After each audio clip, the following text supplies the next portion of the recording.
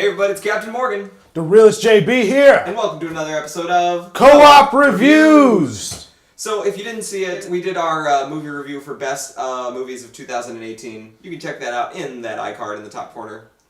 And so now we're going to do the most disappointing movies of 2018. These aren't the worst, per se. These are the movies that we were looking forward to and were so disappointed with them. Obviously, because we wasted our money to see them. Yeah, I mean, I'm not going to go see frickin' The Meg, because, I know that movie's going to be... That Sherlock Holmes and Watson movie with Will Ferrell and John C. Reilly. Yeah. Gosh, man. I think I started off the last one, so... All right, yeah, I'll take number 5. Actually, if you saw the last review, the top 5, this might be interesting, but Wreck-It Ralph, Ralph Breaks the Internet, is my number 5 most disappointing film. Wow, you're going in a totally different direction than I am. Well, because here's the thing. I loved the first one so much. It really holds a place in my heart, and yeah. I love the characters, and I really wanted them to do something more with them. Like, everything in this movie, nothing really, like, surprised me. At the end... You know, and there was a lot of good things about the film, you know. I'm not saying it's a bad film. I'm just saying it wasn't what I expected, you know. Yeah. It was too traditional, you know. I mean, despite trying to get away from that and doing, you know, the jokes on Alan Menken's, you know, musical scores, honestly, A Place Called Slaughter Race was the most boring part of the film. And it could have been, and I wanted it to be really great, but I was just like, I didn't care about that song. I didn't find it that exciting, and all things considered, the first movie made me cry like 3 times, and this one, not a single tear was shed.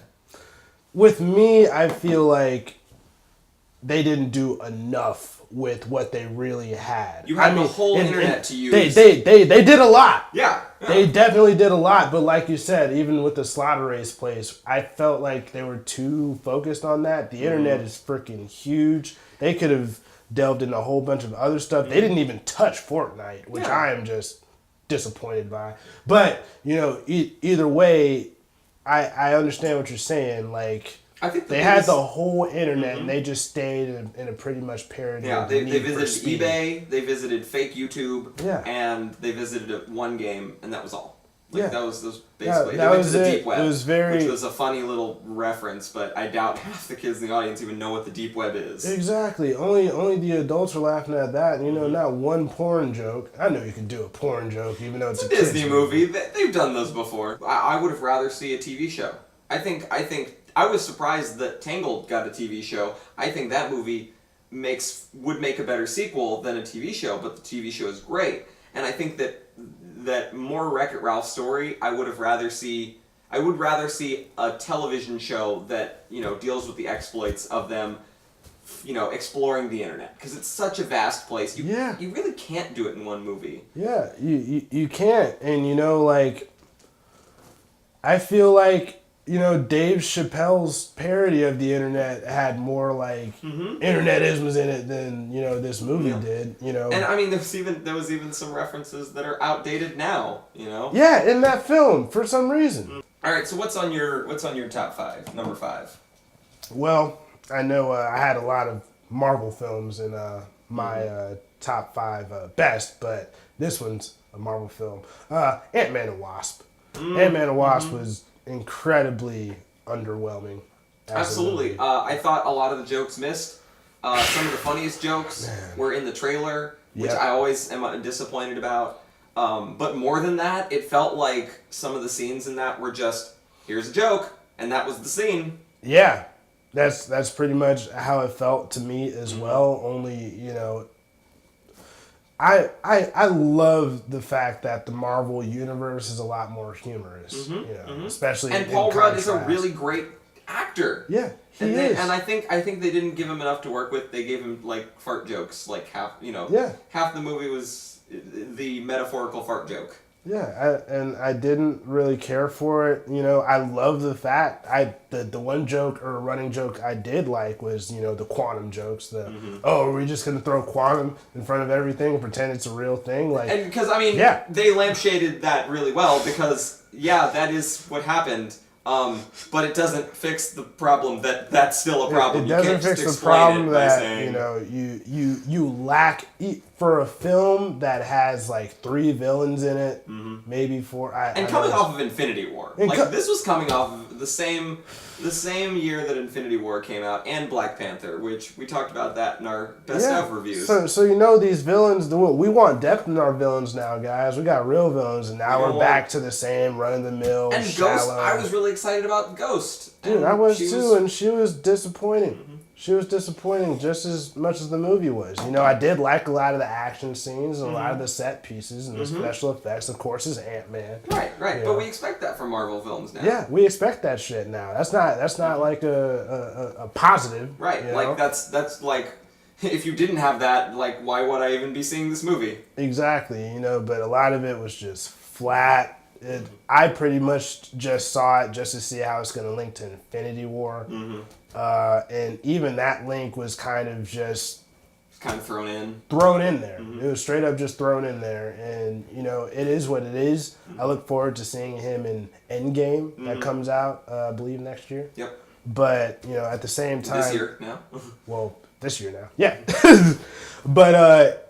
In any which case, that movie was an incredible disappointment because Marvel has raised such a high bar for itself. Yep. All right, you're number 4. Number four is no surprise to anyone who watches this show, Venom. Another Marvel film. Not from Marvel, but Marvel character film. Yeah. I was impressed that they made a Venom movie without Spider-Man, but I was disimpressed by anything that wasn't Venom. Venom was the only redeeming factor in that film. I love Venom. We did a whole movie review about that. Check that out in the iCard. But I love Venom. He was good. Everything else in that film fell flat. I mean, yeah, when Venom came on the scene, which was very few times, but when he did... It's about 3, I think. Yeah. Maybe 4 if you count that final scene that was in the trailer. But one scene with the She-Venom, which was unexpected, but whatever. But my thing is number one, we've seen this plot before. You know, we've seen this before. This was a movie from 2003.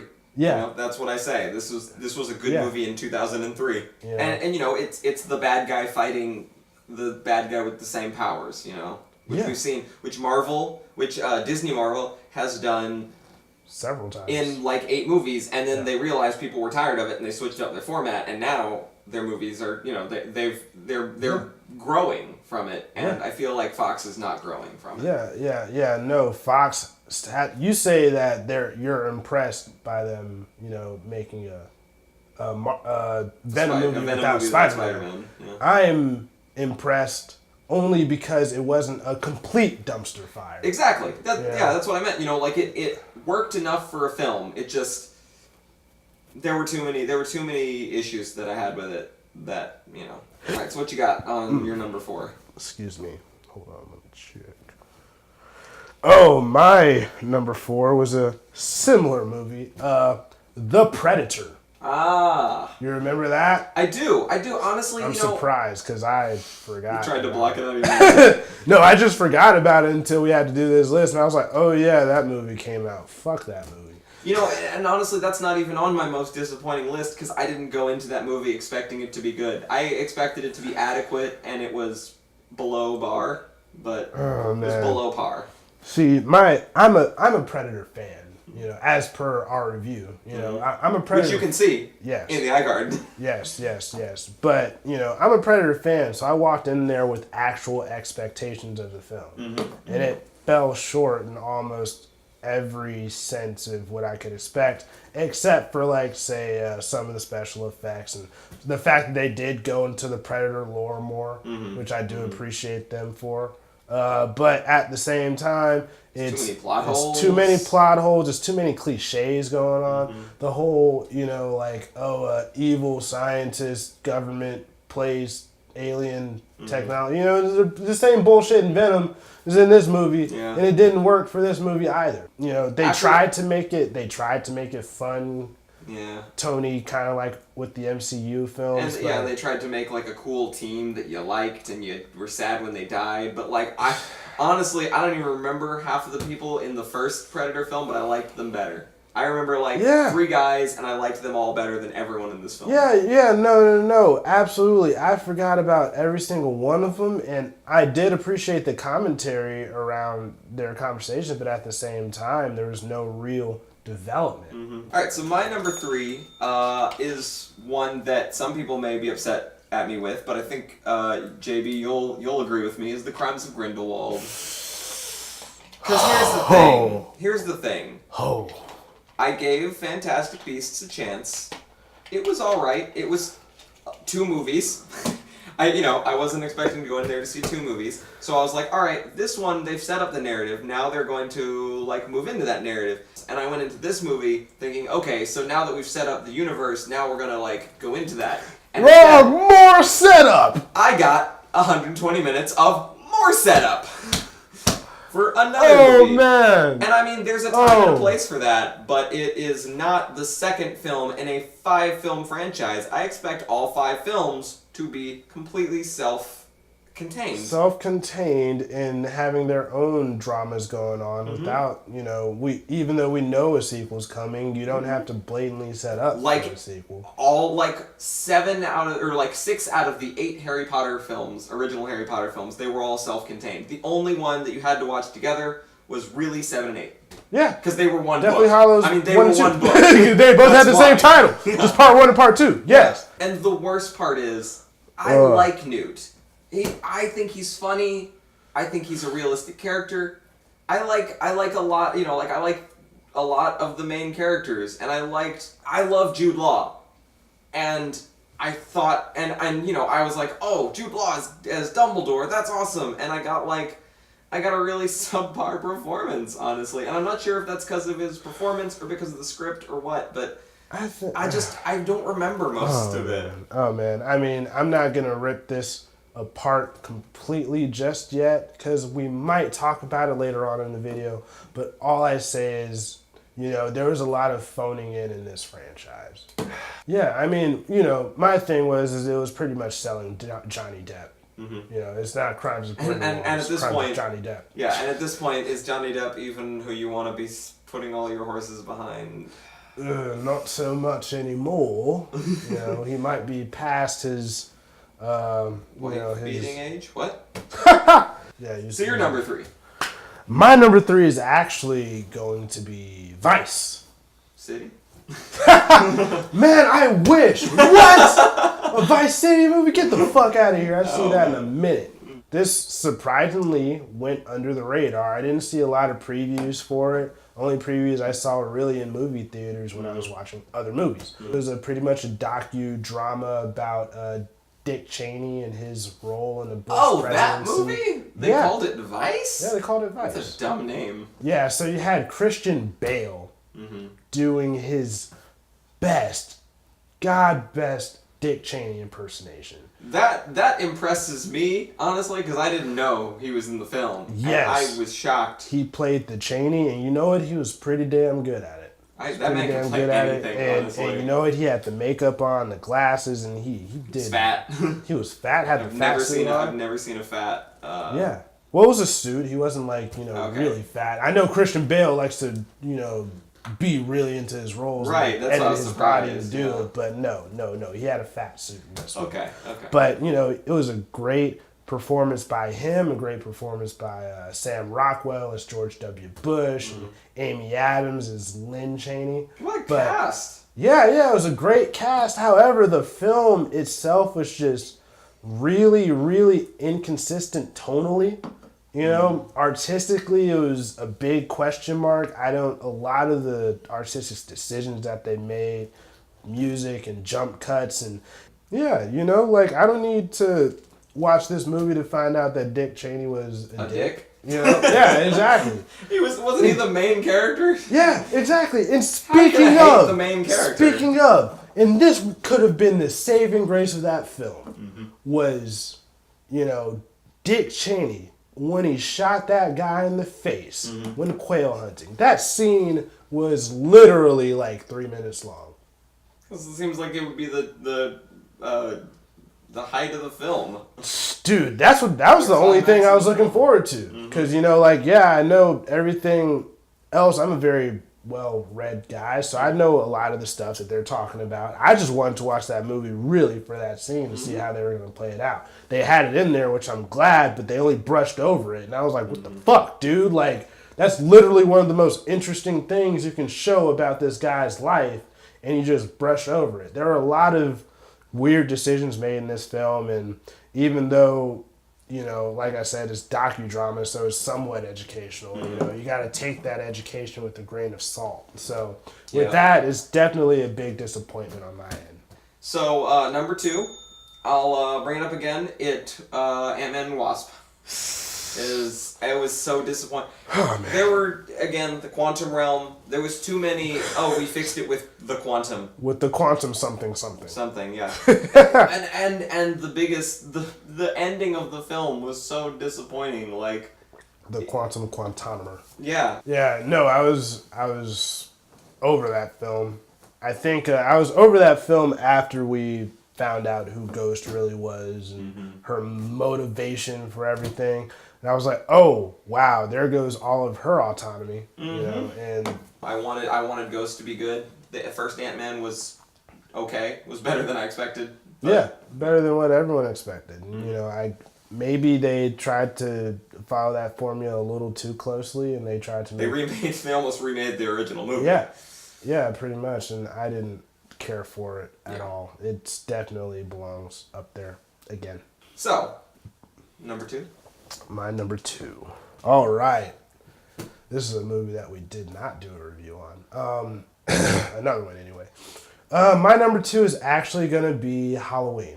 Oh, I didn't even... The Halloween remake. Here's my thing.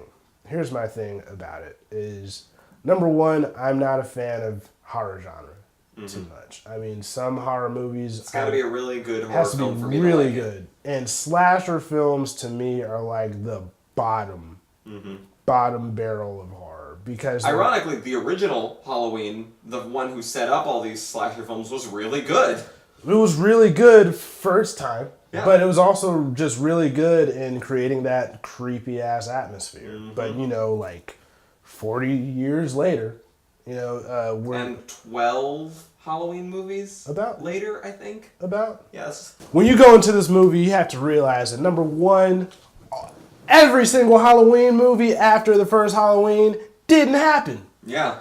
Didn't happen. No Halloween Resurrection, no Halloween 3 where Michael Myers was a zombie or whatever. This is like the third reboot they've done. Exactly. It is literally the third reboot they've done.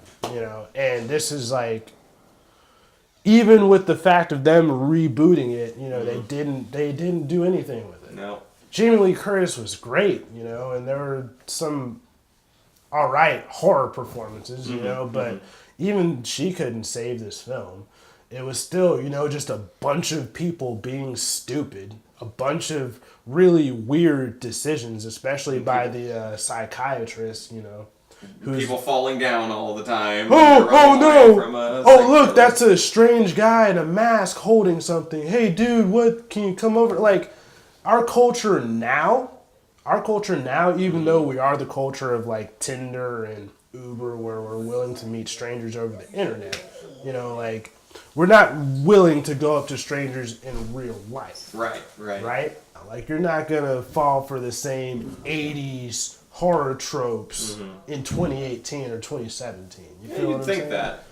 I mean, what I'm saying is like, you're not... I don't know who still leaves their door wide open just for a serial killer to come and stab you in the face. Spoiler. But do something new. Like, you don't... Just because you have this film with millennials in it doesn't mean it's a film for millennials. Yeah. This wasn't. This was a film for the older crowd who like those like the those original 80s films. slashers. Yeah. All right, number 1. Number one. Number 1, the most disappointing movie 2018. I'm not even going to drum roll. It doesn't deserve a drum roll. No, it deserves a wah wah. So, some people might disagree with me. You might be mad, and that's okay. But I was most disappointed in The Incredibles 2. Ooh, that's some big cojones on you, sir. Because here's the thing. The Incredibles 1 was a fantastic film. It absolutely was. A+ in terms of movie making. A+ in terms of Pixar films. Absolutely. We waited 10 years for this movie. Everybody wanted it. Everybody was like, I'm so excited. You know? And then the big question was, were they going to do a time skip? Were they going to be like, oh, you know, now it's the story of like Jack and Violet, you know, becoming adult superheroes on their own right. And that's what I was. Just keep. But no, they decided to rehash everything from the first film, but with Mom instead of Dad. It was the same story. You know, Mom was doing the same things that you know Mr. Incredible was doing in the first one that he got chewed out for. Which, you know, I mean, that's fine. You know, it's great to have, you know, a character change their outlook on things, but it wasn't warranted. She had no reason to suddenly want to be a superhero. I would have much rather seen her struggle to be a superhero and a mom. But no, they're just like, she just moves to a different city and like lives in a hotel and they live at home and Dad's got to be the mom and haha, it's funny because men don't know how to take care of kids. You know, like the short film inside of the movie where it's Jack versus the raccoon was the funniest part of this film, and it could have been a short film and it would have been fine.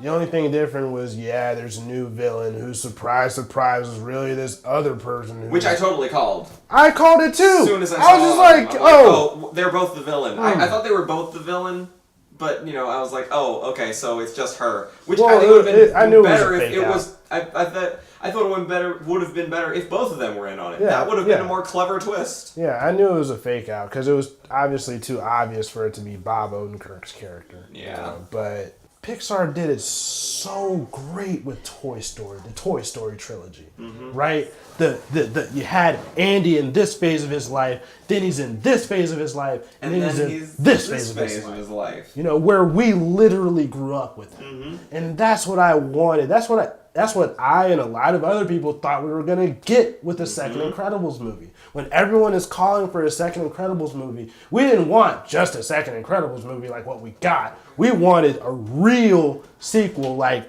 all these years that passed, we wanted that to be in time in the film. And we didn't get that. We got a straight, direct sequel. Franchise. Didn't do anything new with the franchise. In fact, a lot of the characters didn't even learn a lesson. Because as soon as that opening thing starts, it's like, oh, they're going to work together as a family. And it's like, no, here, kids, stay back here and watch Jack. No, that's not the point of how the first film ended. Alright, so, finish this up. What is your number one? A movie we already talked about, people. Crimes of Johnny Depp. Harry Potter 9. Or 10, I guess. Harry Potter 10. Harry Potter 10, Crimes of Johnny Depp. Man, I hated this movie. God.